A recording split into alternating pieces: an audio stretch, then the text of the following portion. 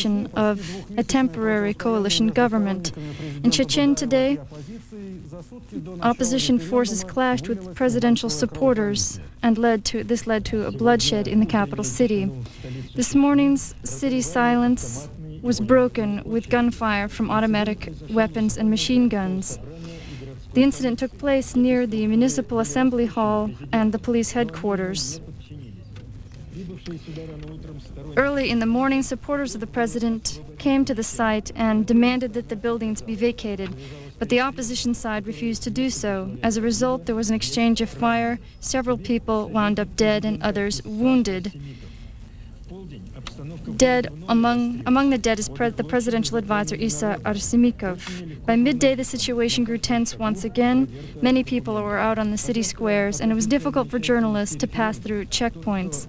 Tomorrow, there is supposed to be a referendum in the city, and the opposition is demanding that 3 questions be answered: whether or not the post of presidency is needed overall, and whether or not the people have confidence in the president and the parliament. The organizers of the referendum demand that people respond with the answer no. Yesterday on local TV, President Dudayev declared the referendum illegal. At this point, all streets leading to the center of town are blocked off by lines of police and National Guard.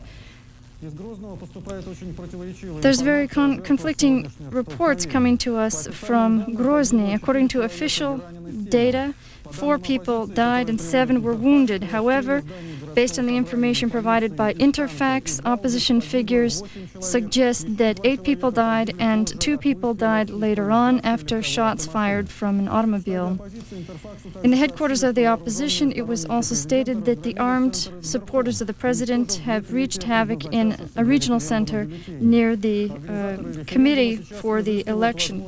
2/3 of the ballots were destroyed, and the organizers are hoping to print more copies of the ballots so that there will be enough to go around tomorrow.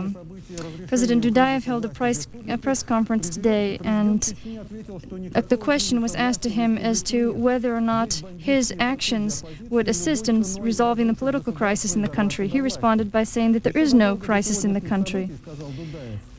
Much long before the crisis today, Russian special forces led by Primakov worked together with Shevardnadze in an attempt to overthrow the government.